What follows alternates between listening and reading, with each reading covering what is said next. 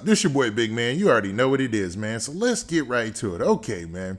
So Baton Rouge has an interesting hip hop scene, man. You got a lot of acronyms that you'd have to keep up with to understand the different cliques, man. You got your TBG, you got your NBA, you got your BBG. And all these separate cliques at one point, well, two of them weren't cool at all. But a lot of them, man, they've had, cross workings where they work with each other and stuff like that when it comes to hooking up with NBA, which is NBA Youngboys clique, and NBA Youngboys crew and 4KT and all that. They've been widely publicized lately. A lot of people have been talking about them in the media. Now, TBG's lead artist is Fredo Bang. Now, Fredo Bang, he's got a couple of other artists that he works with, one of those being 7 Hardaway. Now, Hardaway is probably he's like the next up out of that crew, man. Between him and Yoshi, man, that crew is pretty tough, man. TBG has a nice crew of rappers. They've always been solid. It's just they haven't gotten the media attention that other crews have gotten within Baton Rouge, so they're eventually blowing up. Now, Hardaway, he's got an interesting story, man. Dude actually came up as a rapper from the early days, like when he was like 12, 13. And man, dude had been like a battle rapper, and he had battle rap with the likes of Kevin Gates. So him and Kevin Gates are affiliates, man. They've been friends a long time. And Hardaway has been putting his foot stamp on this hip hop game for a little while now, man. He's dropped 2 mixtapes that are pretty dope, and we're going to get into all the specifics, but do me a favor, man. Make sure you hit that like button. Make sure you hit that subscribe button. And, man, let's get it.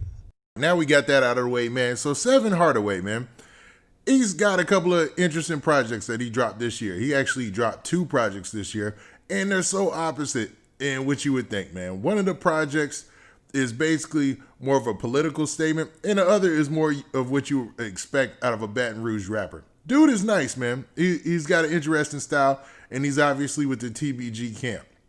Now, a lot of people know 7 Hardaway from the fact that he's been going at a lot of people on social media. And he's alleged a lot of things, from botched shootings to people going and being informants and telling the laws on other people, man. It's a lot of things going on, man, out there in Baton Rouge just to make it as a rapper, man. And if you want to get some insight and some understanding, I did a video where I talked about Yoshi, man. Now, TBG Yoshi or Lit Yoshi or Little Yoshi, whatever you want to call him, man, he is probably one of the most notable folks out of TBG. I did a whole video about him and his case when he got locked up, and check that out, man. And if you like that, man, make sure you come back and look at this video as well, because that video tells a little bit about the history, and you'll get an understanding of why this keeps going on and why there's a circle of just beef between TBG and BBG and NBA. And it'll all make more sense. But for those of you who have an understanding, man, let's get to it. Now, a lot of folks on the TBG side have always had a little animosity with Boosie, man. They call him the disloyal one. It's called Boosie the disloyal. And they say this a lot, man. A lot of the online forums and stuff, you got people who rep from either BBG or TBG or NBA. They got their own subset of fans. Each of these cliques, each of these groups, man. So it's a real interesting dynamic. And, man, that's one of the main things that they say about Boosie is he wasn't as loyal to Ivy as he proclaims in interviews and he claims in his music. Like, he's always screaming Ivy, Ivy, Ivy in music. He's always talking about Ivy in interviews. I think he's even brought up Ivy when he's talked to Vlad a couple of times. And, man, a lot of the TBG folks do not feel that. Now, Lit Yoshi is actually related to Ivy, and a lot of these cats, man, they actually had a relationship with Ivy, before he passed in the early 2000s. Now, TBG, 7 Hardaway, he hasn't been one to hold his tongue on any of these issues. He's always been down to talk about a lot of this stuff openly. He's gone back and forth with cats from NBA camp that a lot of fools are scared of, man. Like Herm, the Black Sheep, or NBA Herm, whatever you want to call him, or just Herm. Man, he's been going back and forth with him in the past, man. And he's really, really, really not afraid of anybody out of all those camps, man. And he's been dropping quality music. So he's trying to get his buzz on, man. Right now, you got Fredo Bang out there. He is the #1 out of the TBG camp. He's got a major label deal. He's getting mad streams. He's getting shows. He's actually doing his thing, even though TBG has always claimed that Fredo Bang has been blackballed within the industry. And there's a lot of evidence to point towards that. And a lot of folks don't feel like Fredo Bang gets as much love for his quality, his projects as he dropped. Now, he's dropped projects that have done really well, especially even compared to his nemesis, NBA Youngboy. Now, you really can't compare like their albums because, you know, NBA Youngboy is a certified superstar, man. He's out of here. Like, it's a done deal. NBA Youngboy is solidified. YouTube is always going to push.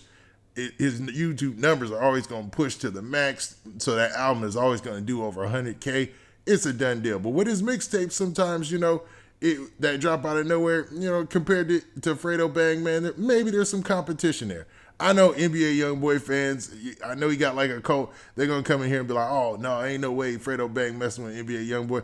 I'm just saying sometimes on the mixtape side that they're comparable and there's some competition there. And ain't nothing wrong with a little friendly competition. But TBG, Seven Hardaway, or just Hardaway, man, he basically took to social media. Now, nobody has confirmed that this post was him originally or really him. But in this post, it looks like he's taking some sneak disses at Boosie, man. So the post says this specifically. All right, so I'm going to paraphrase this, but it says, somebody flipped your artist, then doubled back and put that iron on you with shot emojis, then laughing emojis, the good Lord trying to tell you, sit your scary self down somewhere, prayer emoji, and respectfully.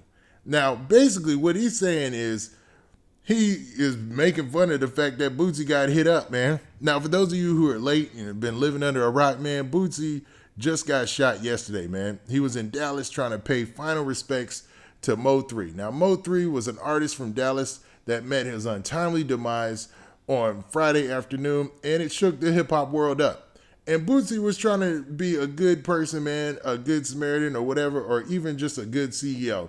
Because there were rumors that Mo3 was actually Boosie's artist. Now, I never seen anything about that officially, so I never ran with that narrative. But I mean, a lot of people were saying that he's Boosie's artist, and he traveled with Boosie when Boosie went over to the Mike Tyson podcast, and he was spending a lot of time working with Boosie. So, I mean, putting two to two together, they had a working relationship.